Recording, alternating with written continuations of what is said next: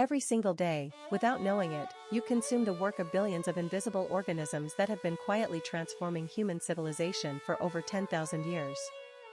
Fermentation is not just a cooking technique. It is the biological process that gave us bread, wine, beer, cheese, yogurt, and some of the most complex flavors ever experienced by the human palate. And the science behind it is far stranger and more fascinating than most people ever realize.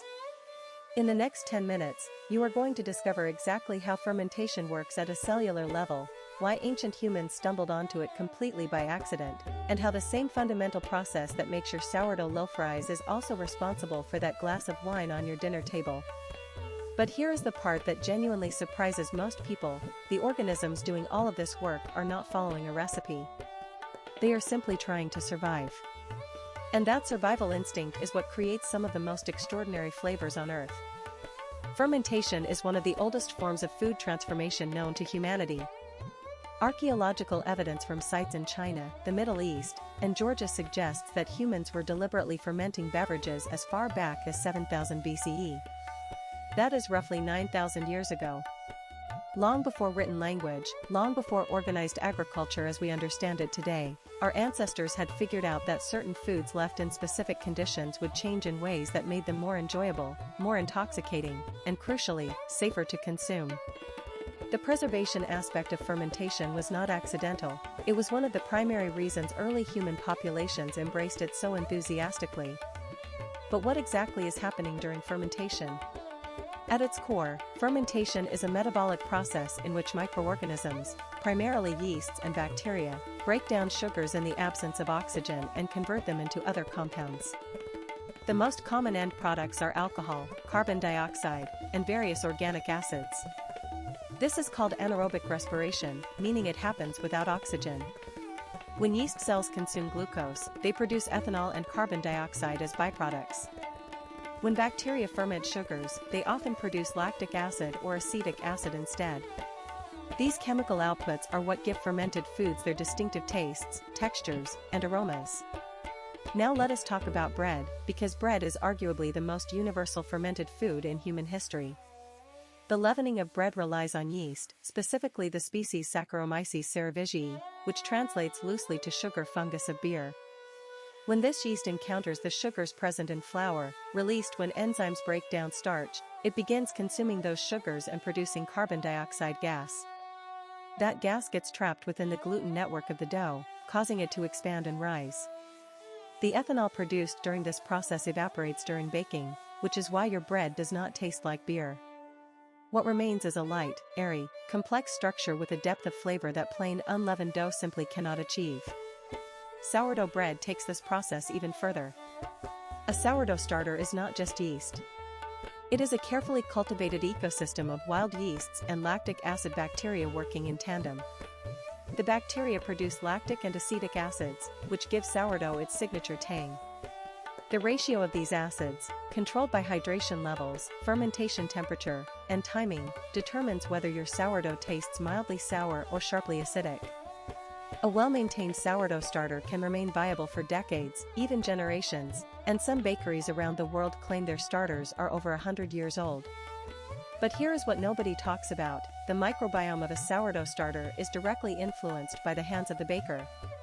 Research published in food microbiology journals has confirmed that the skin microbiome of the person handling the dough actually contributes to the unique microbial community of that starter. Literally, the baker becomes part of the bread. Now let us move from the bakery to the vineyard. Wine fermentation operates on the same fundamental biological principles, but with dramatically different variables and outcomes. Wine begins with grapes, and grapes naturally carry wild yeast on their skins. When grapes are crushed, these yeasts come into contact with the sugars in the grape juice and fermentation begins spontaneously.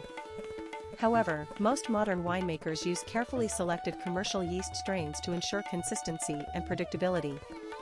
The choice of yeast strain alone can dramatically alter the flavor profile of the finished wine, influencing everything from fruity esters to floral aromas.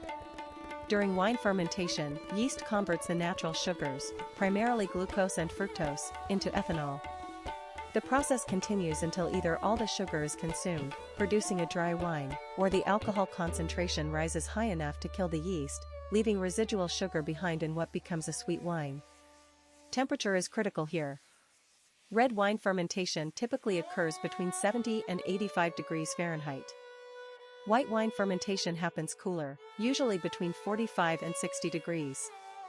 This temperature difference is not arbitrary. Cooler temperatures preserve delicate aromatic compounds called terpenes and esters, which contribute to the crisp, floral qualities of white wines. After primary fermentation, many wines undergo a secondary process called malolactic fermentation. This is not performed by yeast but by bacteria, specifically Enococcacini. These bacteria convert sharp malic acid into softer lactic acid, reducing the wine's overall acidity and creating a rounder, creamier mouthfeel. This is why Chardonnay often has that buttery, smooth quality. The diacetyl compound produced during malolactic fermentation is the same compound used to flavor artificial butter.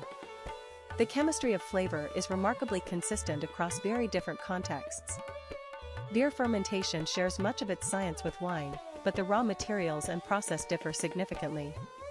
Where wine starts with grape sugars, beer starts with grain, most commonly barley. But grain starch cannot be directly fermented by yeast. It must first be converted into fermentable sugars through a process called mashing. Malted barley is soaked in hot water, activating enzymes that break down the starches into sugars, creating a sweet liquid called wort. The wort is then boiled, hops are added for bitterness and preservation, and the liquid is cooled before yeast is introduced. Beer yeast comes in two broad categories, and this distinction is fundamental to understanding why different beer styles taste so radically different. Ale yeast, Saccharomyces cerevisiae, ferments at warmer temperatures between 60 and 75 degrees Fahrenheit and works at the top of the liquid. Lager yeast, Saccharomyces pastorianus, ferments at cooler temperatures between 35 and 50 degrees and works at the bottom. This temperature difference affects which flavor compounds are produced. Ales tend to be more complex, fruity, and aromatic. Lagers tend to be cleaner, crisper, and more subtle. The entire spectrum of beer styles from an imperial stout to a pilsner comes down largely to yeast strain selection and fermentation temperature management. What truly makes fermentation remarkable from a scientific standpoint is how deeply interconnected it is with human biology. The human gut is itself a fermentation chamber, populated by trillions of bacteria that process food, produce vitamins, and regulate immune function. When you consume fermented foods, kimchi, kefir, miso, yogurt, sourdough, you are introducing diverse microbial populations that interact with your existing gut microbiome. Research in nutritional science increasingly suggests that the decline of fermented foods in modern diets has contributed to reduced gut microbial diversity, which is linked to a growing range of health outcomes. The organisms that helped preserve ancient food are, in many ways, still looking after us. Fermentation also represents a kind of culinary time machine. When you taste a well-aged wine, a naturally fermented sourdough, or a traditionally brewed beer, you are experiencing chemistry that has been unfolding for hours, days, weeks, or even months. The complexity you taste is the cumulative result of millions of microscopic organisms living, consuming, reproducing, and dying, all in service of their own survival, but creating something extraordinary in the process. The most humbling aspect of fermentation is how little control humans actually have over it. We can set the conditions. We can choose the ingredients. We can manage the temperature.